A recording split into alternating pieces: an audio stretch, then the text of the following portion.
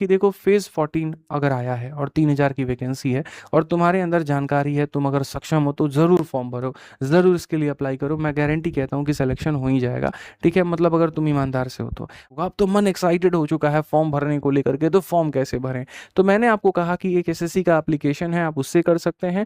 ठीक है, या फिर आप समझिए, आप जब एप्लीकेशन को डाउनलोड करेंगे, यदि आप नए मेंबर हैं तो आपको पहले जाकर के वन टाइम रजिस्ट्रेशन, जिसको ओटीआर कहते हैं, वो उनके पोर्टल पे करना पड़ेगा। पहली बार तो पंजीकृत करनी ही पड़ेगी, आपको पहचान अपनी देनी पड़ेगी, आप कौन हैं, कहाँ रहते हैं, क्या नंबर है, क्या एड्रेस है, नेशनैलिटी क्या है, तमाम तरह की बातें।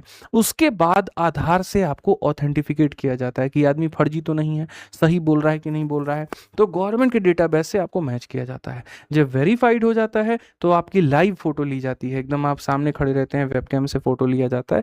और तब उसके बाद में आप फॉर्म भरिए, अपना सिग्नेचर भरिए, फॉर्म भरिए, उसके बाद साइन वाइन सब अपलोड करिए। इसमें ये इंस्ट्रक्शन भी दिया जाता है कि वहाँ जब मेरे भाई तुम खड़े रहना तो ऐसे तुम्हारा फोटो नहीं आना चाहिए कि तुम्हारा छोटा दिख रहा है, बड़ा दिख रहा है, इस तरीके से करके, कान नहीं दिख रहा, सर नहीं। ये कुछ इंस्ट्रक्शंस होते हैं जो उसमें ध्यान देने होते हैं।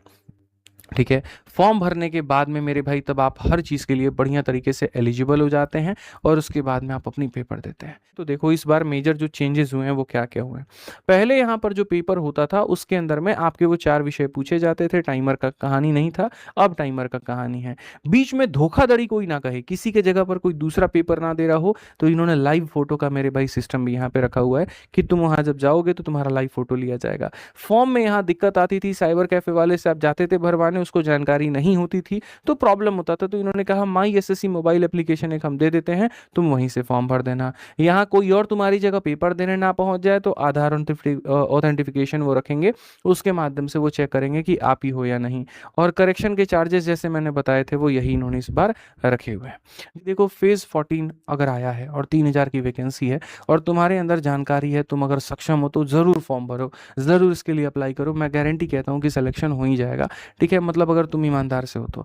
बाकी इस चैनल को सब्सक्राइब कर लेना, क्योंकि अगर मान लीजिए कोई और भी जानकारी इसके संबंधित आती है तो वो इसी चैनल पे हम बताएंगे। और आपको पता, आपके मोबाइल में इतने सारे चैनल है कि किसी का नोटिफिकेशन आएगा नहीं आएगा आपको पता ही नहीं चलेगा। तो ना सिर्फ सब्सक्राइब करना बल्कि नोटिफिकेशन ऑन करके भी रखना, क्योंकि इसके ऊपर में काम की वीडियोस आती हैं और वो तुम्हें फ़ायदा पहुंचाएंगी। ठीक है, मिलेंगे अगले सेशन में। यदि कोई डाउट रहा तो मुझे ज़रूर बताना। आज के लिए इतना ही। बहुत बहुत धन्यवाद। जय हिंद।